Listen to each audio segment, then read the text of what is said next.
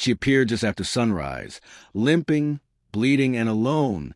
Clara had opened the barn doors like she always did, expecting the quiet shuffle of hooves and the soft rustle of hay. But what she found instead was silence, and a wild animal standing in it. A bobcat, small, soaked in cold morning dew, and holding one front paw in the air like it was made of glass. For a full second, neither of them moved. The animal's sides rose and fell in shallow, tired breaths. There was a faint cut above its eye. Its fur was patchy. Dried mud clung to its back legs. And its eyes, wide, amber, and aching, held no threat. Just hope. Clara's heart pounded.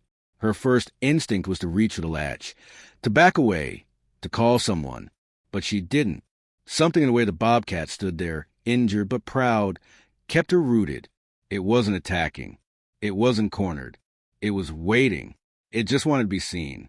The wind shifted across the pasture, stirring the scent of earth and hay into the air. From a tree line behind the barn, the sun cast golden light across the field, illuminating the bobcat like it had stepped straight out of the wilderness and into someone else's world. Clara knew wild animals didn't behave like this. They ran. They hissed. They vanished. But this one didn't. It lowered its injured paw slowly and took one unsteady step forward, toward her. The moment broke when the old shepherd dog barked once from inside the barn, low and uncertain. The bobcat froze, not in fear but in shame. It backed away, ears lowering, and disappeared into the misty grass without a sound. But it returned the next morning. Same time, same place.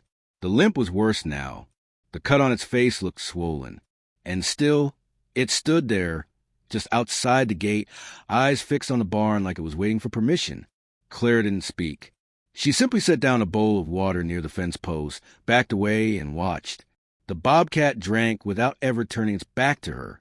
Over the next 3 days, the pattern repeated. The bobcat would appear near dawn, never close enough to enter, never far enough to forget. It watched the goats grazing, the chickens clucking, the horses snorting in their stalls. It sat still when the dogs barked, never responding with teeth or sound. It simply waited, outside the fence at the edge of the world, wanting in but knowing better than to force it. Once, it left something at the gate. A dead crow, neatly placed on the wooden step. Clara found it before the sun fully rose. She didn't flinch. She just stood there, quietly staring at the offering, wondering if it meant what she thought it meant. On the 4th morning, the bobcat didn't come. Clara waited anyway. Something about its absence made the morning feel colder. The pasture felt too quiet. The barn too still. She left the usual bowl of water at the gate and lingered by the fence until the dew dried from the grass. Then came the cry. It wasn't a scream or a roar, just a sharp, urgent bleat from the pasture. One of the lambs. Clara's head snapped up. The youngest had slipped through a loose gate and wandered toward the edge of the woods. Clara dropped the bucket and ran. She moved past the trees, boots thudding against the soft ground, calling the lamb's name through clenched breath. The forest closing around her, and then, suddenly, she stopped. Just ahead, beneath the low sweep of a maple tree, lay the lamb, curled against the base of the trunk. And beside it, guarding it with quiet stillness, was the bobcat. Its body was curved gently toward the lamb, but not touching. Its eyes looked up at Clara, not startled, not hostile, just present. Its breathing was shallow. One leg was drawn close to its side. Its ears were pinned back not in fear, but in fatigue. The lamb looked unharmed. Clara crouched slowly, whispering softly as she reached for the baby. The bobcat didn't move, not even when Clara gently lifted the lamb into her arms, not even when she stood and turned. It simply watched her go. That evening, the sun dipped low behind the hills, casting amber light across the barn. Clara sat just outside the stall doors, her thoughts quiet and heavy. The bobcat had protected something smaller than itself. Vulnerable, helpless.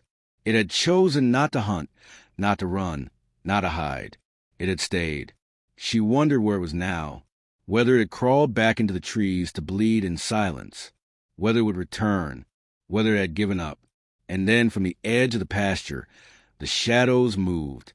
The bobcat stepped forward slowly, limping, dirty, but standing. Its body sagged with exhaustion. It didn't stop at the gate this time. It didn't leave an offering. It didn't ask.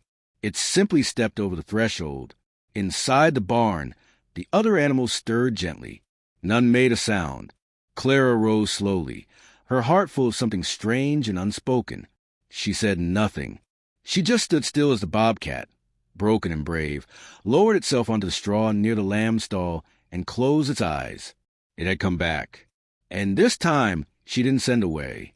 The barn was quiet in the morning, the way old places are when something new enters them. Sunlight filtered through cracks in the boards, casting long stripes of gold across the floor. Dust drifted gently through the beams of light, dancing slowly as if time had slowed just for this one moment.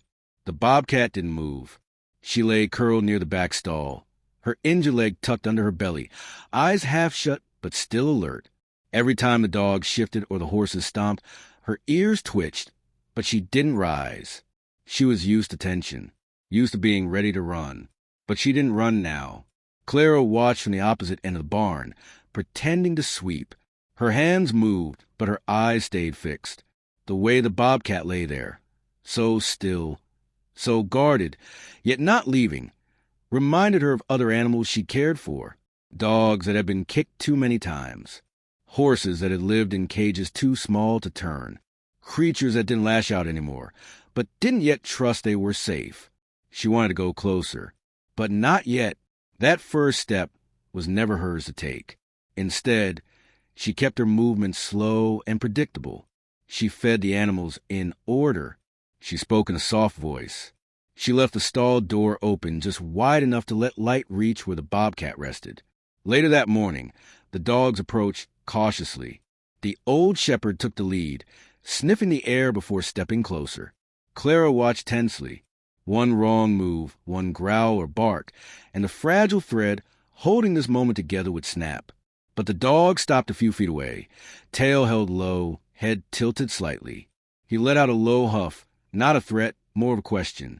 The bobcat opened her eyes. She didn't raise her head.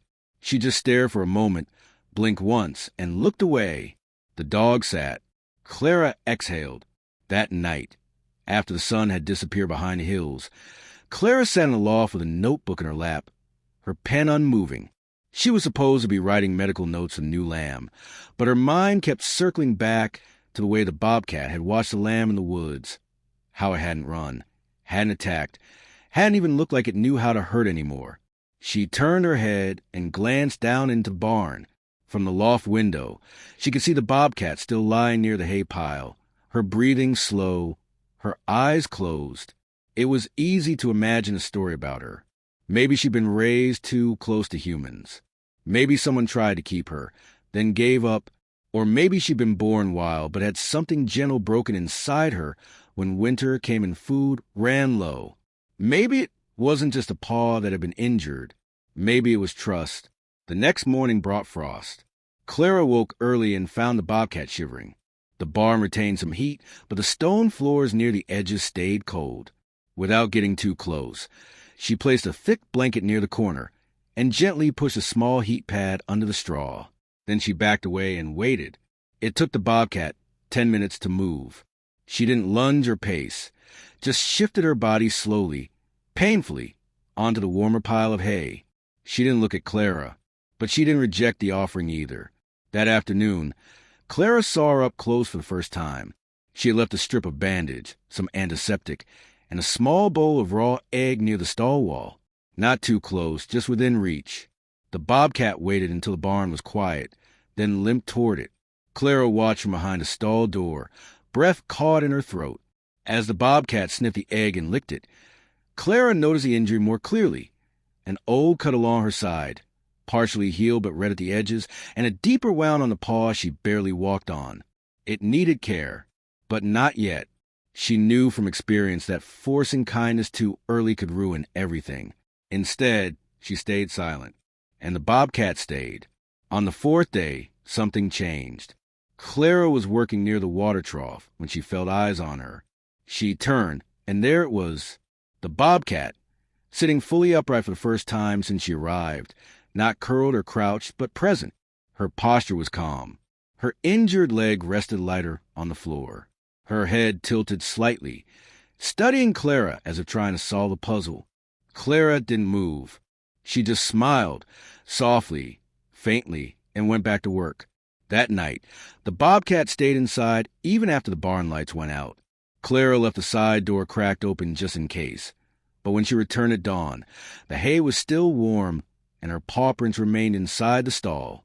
Each day, the gap between them closed, inch by inch, not in steps, but in stillness. A mutual rhythm began to form.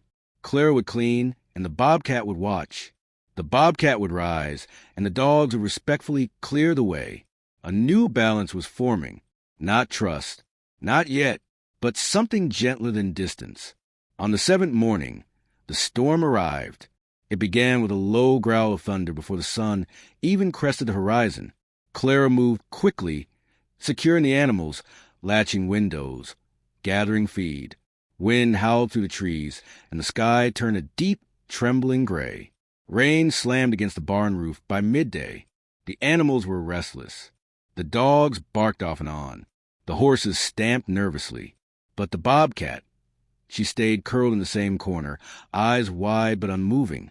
When the thunder cracked directly overhead, Clara instinctively glanced toward her. The Bobcat looked straight back at her, and in that one shared second, something passed between them. No growl, no flinch, no hiding, just two beings caught in the same storm, sitting still. Clara crossed the barn slowly, knelt a few feet away, and placed a folded towel in front of the Bobcat. Her hands trembled slightly. The Bobcat stared down at the towel, then back at her. Then, without a sound, she lowered her head and rested it gently on the fabric. That's when Clara saw it up close. The deep gash above the eye, barely healing, and a scab paw that still didn't hold weight. This wasn't a visitor anymore. This was someone who needed help. And this time, she hadn't come to take. She'd come to stay. By the next morning, the towel beneath the Bobcat's head was damp with breath and sleep. Clara stood quietly at the barn door, her arms wrapped around herself to keep in the cold. A faint light crept over the hills behind her, painting the barn's wood with soft gold. Inside, nothing stirred, except the slow rise and fall of the Bobcat's chest. Clara didn't wake her. Instead, she moved softly through her morning chores, speaking only to horses in calm tones and gently scattering grain for the chickens. She kept glancing toward the straw pile. The Bobcat hadn't moved. It was the first time she'd truly rested here. The lamb she'd once protected slept just a few feet away, curled into its own warm heap of fluff. At some point, during some forgotten hour of the night, Clara had placed a shallow dish of goat's milk and softened meat near the Bobcat's corner. Now it was empty. She was eating, not just surviving, eating, sleeping, choosing to stay. For Clara, that was more than enough. Later that day, when the sun stood higher and the barn smelled of fresh hay and warm animals, the Bobcat shifted slightly, her body uncurled, revealing the full extent of her limp. Her right paw was scabbed and swollen near the pad, raw in the center and clearly painful. She rose slowly, favoring the leg, and limped toward the open stall where the light streamed in. Clara didn't reach for her. She just sat nearby on an upturned bucket, legs crossed, pretending to take notes. The Bobcat looked at her once, just once, then turned her head back toward the light and stretched her body flat along the floor. Her fur caught the sunlight, rich golden brown streaked with darker spots, though faded by dirt and healing scars. One ear had a small notch near the tip, as if torn long ago. Clara wondered how many fights she'd survived, how many winters, how many lonely nights she'd spent waiting at other gates, unseen and unwanted. But here, she was no longer waiting. She was living. The next moment of trust came not from the Bobcat, but from the animals. The shepherd dog approached again that afternoon, trotting across the barn with slow steps and cautious curiosity. He paused a few feet from the Bobcat, tail wagging gently, and lowered his head. Clara held her breath. The Bobcat didn't move. She watched him quietly, then blinked and looked away. He lay down beside her, not touching, just close enough for warmth. Later, the lamb joined them. By instinct or memory, It gravitated toward its former guardian and nestled itself against the bobcat's side. And for the first time, the bobcat didn't retreat. She let herself be near them. Clara sat in the loft again that evening, scribbling nothing in her notebook, her eyes fixed on the sight below. The barn glowed with amber lantern light. Outside, the air had turned cool, but inside, the animals were sleeping together, resting in a fragile peace that felt almost sacred. That night, Clara made a decision. She brought out the medical kit. It wasn't much, just gauze antiseptic, a soft wrap, and a jar of salve she'd used 12 times on horses and dogs. She moved slowly, her footsteps measured, her presence soft. The bobcat watched her approach from her nest of hay, eyes open but calm. Clara crouched a few feet away, letting the tools speak for themselves. She didn't reach out. She placed the items between them, then sat back and waited. 10 minutes passed, then 15. Finally, the bobcat shifted. She sniffed at the gauze, nudged the jar with her nose. Then, carefully, she rested her wounded paw beside the salve. It wasn't an invitation. It was permission. Clara moved inch by inch, murmuring quietly, not word to comfort, just a rhythm to fill the silence. She cleaned the wound, gently, carefully, as the bobcat flinched only once. The skin was rough, the scab thin, but beneath it was warmth and life. She wrapped the paw, not too tight, then sat back again. The bobcat didn't move away. She just curled into her body again, rested her head on the straw, and closed her eyes. Clara didn't speak. She didn't need to. The next day, the barn felt different. The bobcat followed Clara's movements from stall to stall. She didn't trail her, but she watched, calm, alert, not hiding anymore. When Clara paused to sweep, the bobcat moved to a higher bale of hay and lay stretched across the top, head on her paws, eyes half-lidded. It was a kind of presence Clara hadn't expected, silent companionship. She was still wild, still unsure, but she was no longer afraid. Each day brought a little more. One morning, Clara found the bobcat sunbathing just outside the barn entrance, eyes closed, front paws stretched out over the stone threshold. Another day, she spotted her rolling in the dust beside the goats, completely at ease. She still limped, but the swelling was going down. And then, just past the 1-week mark, it happened. Clara was walking back toward the barn with an armful of hay when she stumbled on a half-buried rock. She fell sideways, the hay slipping from her arms and her knees striking hard against the ground. She cried out, not loud but sharp, a sudden sound of pain. From across the field, the bobcat lifted her head. Then she ran. Fast, faster than Clara expected. Despite the injury, she crossed the barn threshold, over the paddock fence, and stopped just feet away from Clara, her body low, tail tense, ears back. Not at Clara, but at the wind, the field, the unknown. She was guarding her. Clara, stunned, blinked through the sting of her scraped knee. The bobcat let out a soft sound, not a growl, but something like a low, vibrating hum, and sat beside her, eyes fixed on the field. No one came. Nothing moved. And after a long moment of stillness, the bobcat turned to Clara, stared for just a second longer, then padded slowly back toward the barn. She didn't need to prove anything. She had already made her choice. The days that followed passed with strange stillness. The barn felt like a secret world, sealed off from everything beyond the trees. Clara moved through her routine with quiet rhythm, and the bobcat moved with her, sometimes watching, sometimes resting nearby, always present. Every small act felt meaningful now. The way the bobcat shifted to the sunniest patch of hay, the way she nudged the lamb gently aside before curling in for a nap, even the way she blinked slowly when Clara passed by, like a quiet nod of acknowledgement. The injury on her paw was healing. The swelling had gone down.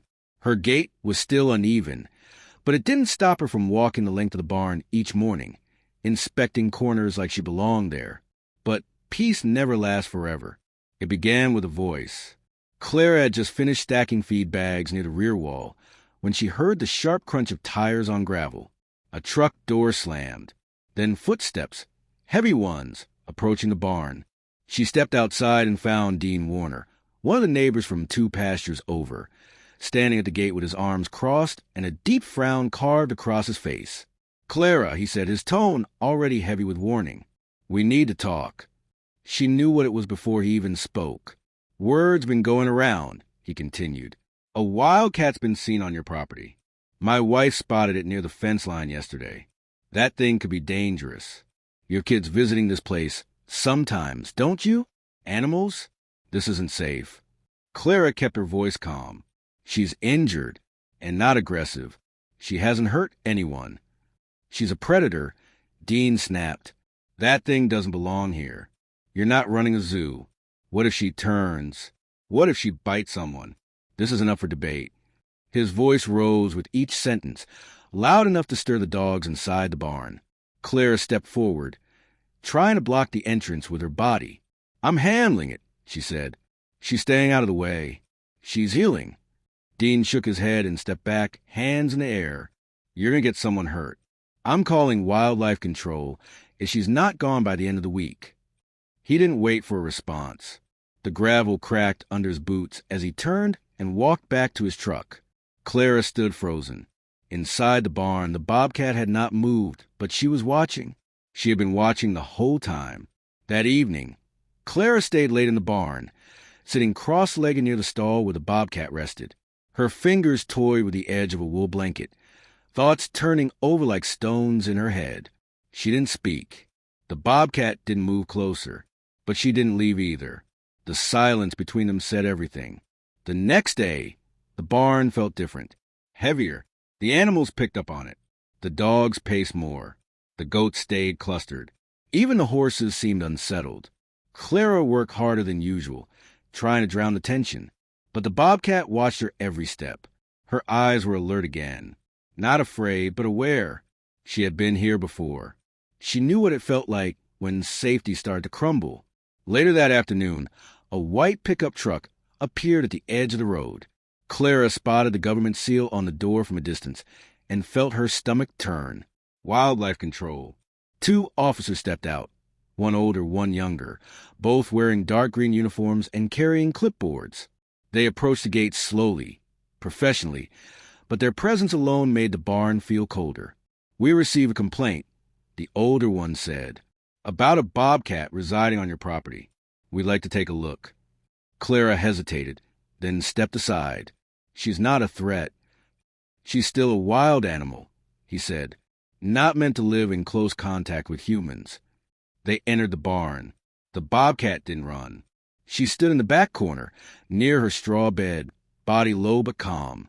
Her eyes followed the men, not with panic, but with something deeper, resignation, as if she already knew.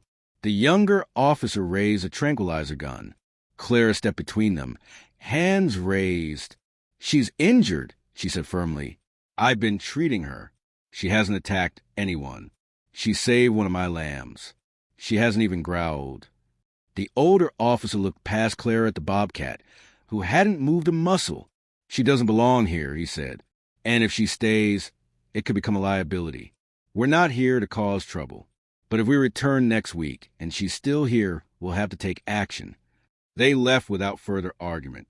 That night, it rained again, harder this time. The storm rolled in with deep thunder that shook the windows and bent the trees. The barn creaked under the pressure. The animals huddled together. Clara sat with the bobcat in the far stall, her arms wrapped around her knees. She didn't know what to do. If they came back and took her, she wouldn't survive the relocation. She was still healing, still fragile, in ways no one else could see. The bobcat watched her with those amber eyes, still and silent, as if sensing the storm inside Clara's mind as clearly as the one pounding against the roof. Then something happened. A sharp crash echoed from the rear paddock. A section of fencing torn loose by the wind. One of the younger goats panicked and bolted through the opening, running into the storm-blown dark. Clara jumped to her feet. So did the bobcat. Before Clara could grab a flashlight, the bobcat had already vanished into the rain. Panic flooded Clara's chest. She called for the dog, grabbed her coat, and stepped into the storm. Her boots sank into the wet grass. Wind whipped her face. She searched the paddock, the trees, the open field beyond. Then, through the sheets of rain, She saw it. The bobcat, limping but determined, guiding the little goat back toward the fence line. Her body pressed low to shield it from the wind, her head turned just enough to nudge the frightened animal forward. It wasn't instinct. It was choice. A second act of protection. By the time Clara reached them, the goat had already slipped back through the fence, and the bobcat stood facing the field, her fur soaked, her bandaged paw bleeding again. She didn't look at Clara. She didn't need to. By dawn, the storm had passed, but its weight still lingered in the air. The barn smelled of wet hay and damp wood.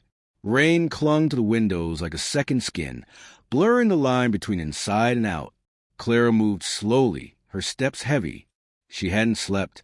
After bringing the goat back in, she had tended to the others, checked the fences, dried what she could. But her mind wouldn't stop circling the same thought. They were going to take her. The bobcat lay curled in her usual corner, her fur still damp, her breathing quiet. The fresh bleeding on her paw had slowed, but the wound had reopened. She had pushed herself too far for the little goat. Clara had seen it in the way she collapsed near the stall, just far enough to not draw alarm. Clara knelt beside her now, a towel in one hand, the jar of salve in the other. She didn't speak. She just moved gently, her fingers cleaning the blood, wrapping the paw once more, whispering thoughts she couldn't say out loud. "You keep saving everyone but yourself," she finally murmured. "I don't know how to stop them from coming." The bobcat blinked, her eyes slow and deep, as if understanding every word. That afternoon, the story changed. It happened without warning, without any plan or effort from Clara. She had set up a wildlife camera near the barn weeks earlier to monitor coyotes that sometimes pass along the property's edge. She'd forgotten it entirely until she checked the footage while uploading lamb photos to her laptop. The screen flickered, and there it was, in black and white grainy footage. The bobcat emerged from the brush, the rain sheeting sideways across the lens. The little goat, clearly terrified, ran ahead of her, slipping once in the mud. The bobcat paused, turned her head, then nudged the animal forward. Not once did she bare teeth. Not once did she chase.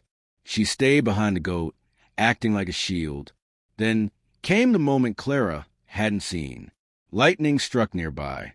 The goat froze in place, and the bobcat, injured, soaked, visibly exhausted, circled around it and lay down beside the young animal, pressing her body into its side as if to calm it through warmth alone. She stayed there, exposed to the storm, until the goat began moving again. Clara stared at the footage, tears filling her eyes before she even realized they'd started to fall. This wasn't just rare. It was unheard of. A wild bobcat choosing to protect prey, not once, but twice. Not out of instinct, out of connection, out of something the camera couldn't explain. Clara uploaded the clip to a private wildlife forum. She didn't expect much, just curiosity, maybe a few words of support. Within hours, everything changed. The footage was shared, then reshared. Local conservation groups reposted it with headlines like, "Bobcat saves baby goat in storm," and "Wildcat shows incredible restraint and compassion." By the next morning, national pages were picking it up. Wildlife rescue organizations began asking for interviews.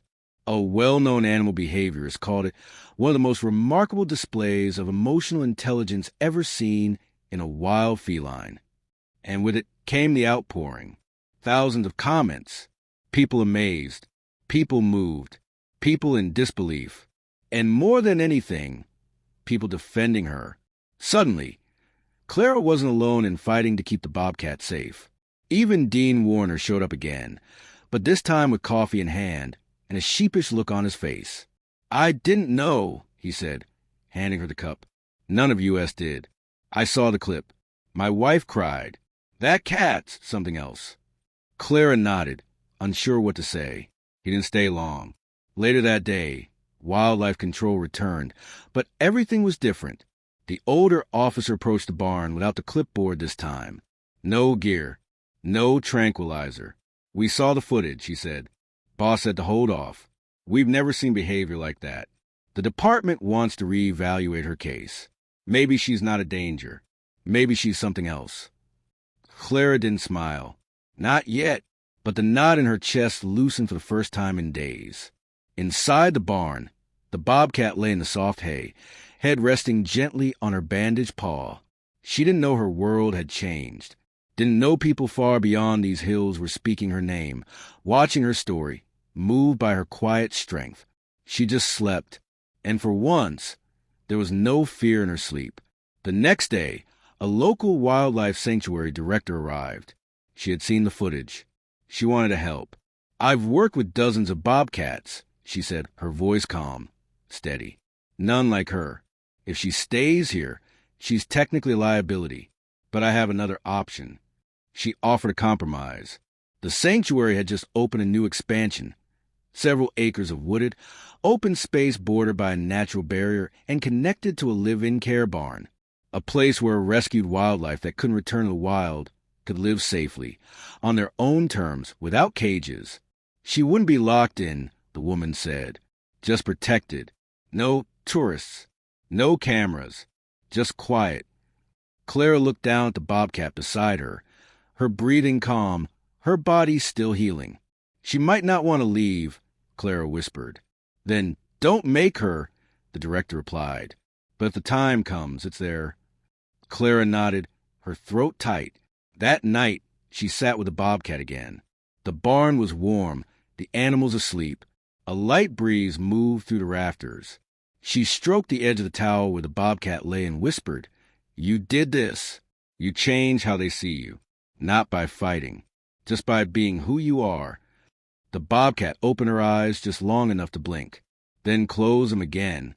Outside, the moon hung low and quiet over the pasture, and for the first time since this began, the world outside the barn no longer felt like a threat. It felt like it might finally understand. Autumn settled in gently, laying its golden hands across the fields. The leaves turned crisp and brittle, blanketing the edges of the barn in rust-colored quiet. Mornings grew colder. Dew sparkled along the fence posts, and every sunrise arrived just a little slower than the last. But inside the barn, life moved forward. The bobcat's paw had fully healed now. She walked without limping, though a faint stiffness remained in her stride. The fur along her scarred side had grown back in uneven patches, and the notch in her ear gave her a permanent look of quiet experience. But there was strength in the way she moved, confidence in her posture. She no longer crept along walls or flinched at voices. She belonged here, and she knew it. Clara kept her schedule the same. Feed at 7, clean stalls by 9, rest in the loft near noon. The animals had all adjusted to the new rhythm, and the bobcat had, too. She didn't follow Clara from stall to stall anymore. She didn't need to. She had her own place now, a corner beside the lamb's pen where the hay was warmest and the sun hit just right through the high windows. She came and went to the side gate, her paths worn into the pasture like soft trails no one else dared to walk. Sometimes Clara would see her sitting near the fence line at dusk, her eyes tracking the treetops, nose lifted to the scent of wind and wood smoke. She was still wild, but she wasn't alone anymore. Word of her story had traveled far by now. People still reached out, letters, messages, the occasional visitor dropping off blankets or food donations. But Clara kept the world at a distance.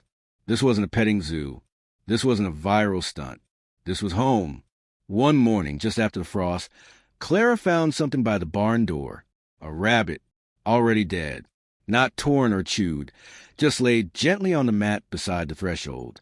It wasn't the first offering the bobcat had left, but it was the first in weeks. Clara smiled to herself, picked it up, and buried it quietly behind the fence line. That evening, she sat by the barn wall, watching the light fade across the fields. The bobcat was nearby, stretched out along a bale of hay, eyes half closed, breathing slow. "You never stop giving," Clara whispered, more to herself than to the animal, "even when the world gave you nothing." The bobcat flicked an ear in her direction, but didn't lift her head. Later that night, the sanctuary director returned. She brought papers, final approval, and a formal offer. "We built a dedicated enclosure," she explained. "More like an open preserve. She'd have freedom, medical care, even companionship if she wanted it. It's all ready, if you want to bring her." Clara nodded, but her answer was already forming. I think she already has what she needs, she said softly. Here. The woman paused, then smiled. I had a feeling you'd say that.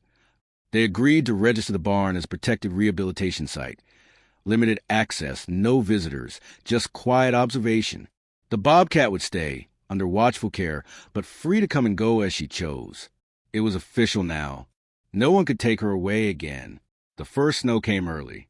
It fell in the night, silent and thick, wrapping the farm in a soft hush. The barn's roof held a quiet blanket of white, and the world seemed slower beneath it. Clara woke early and stepped into the cold air, her breath a cloud before her. The pasture stretched out like a silver sea. The animals were still inside, warm and drowsy. She crossed the yard in her boots, brushing snow off the gate latch as she opened the barn door. Inside it was still, then movement, soft, silent. The Bobcat rose from her corner, shook the flakes from her back, and padded slowly toward her. Clara crouched, holding her hand still, as the Bobcat stopped just inches away. She didn't flinch. She didn't hesitate. She stepped forward, slowly, and pressed her head into Clara's chest. It wasn't dramatic. It wasn't loud. It was just real. Clara closed her arms gently around her, burying her face in the warmth of that thick winter coat, blinking back the tears that rose with the simplicity of the moment. No cameras, no audience, just a broken creature who had once stood in the rain, rejected and bleeding, now trusting enough to lean into the arms of someone who had chosen to believe in her. They stayed like that for a long time, and when the Bobcat pulled away, it was with the slow grace of something that no longer needed to ask for permission. She walked to the barn door, looked back once, then slipped into the snow-covered pasture, her paw prints the only sign she had ever been there. Clara didn't follow. She just stood there, arms crossed, watching until the shape disappeared into the white. The others began to stir behind her, the goats, the dogs, the horses, all waking into a morning that felt just a little softer than the ones before. And somewhere out there, beyond the fence line, a creature that had once been feared by everyone now walked freely, carrying the trust she had earned, not just from one woman, but from a world that had finally paused long enough to see her.